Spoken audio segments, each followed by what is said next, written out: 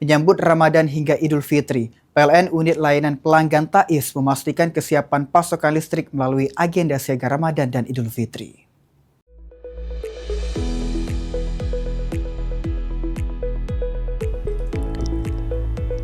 Pemeriksaan dilakukan terhadap alat pelindung diri atau APD, peralatan pemeliharaan jaringan, perlengkapan penanganan gangguan, serta armada operasional.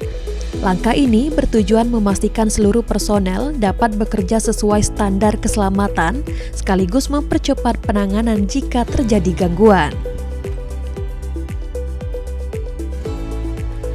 Kegiatan tersebut dipantau oleh tim leader K3L dan KAM ULP TAIS Nefri Surya untuk memastikan seluruh proses memenuhi ketentuan keselamatan dan kesehatan kerja atau K3.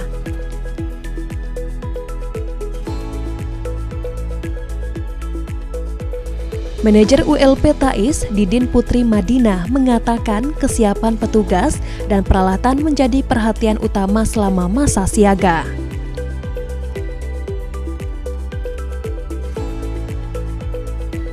Manajer PLN UP3 Bengkulu, Teguh Aang Harmadi, menambahkan bahwa langkah yang dilakukan ULP TAIS merupakan bagian dari upaya menjaga keandalan sistem distribusi selama periode siaga.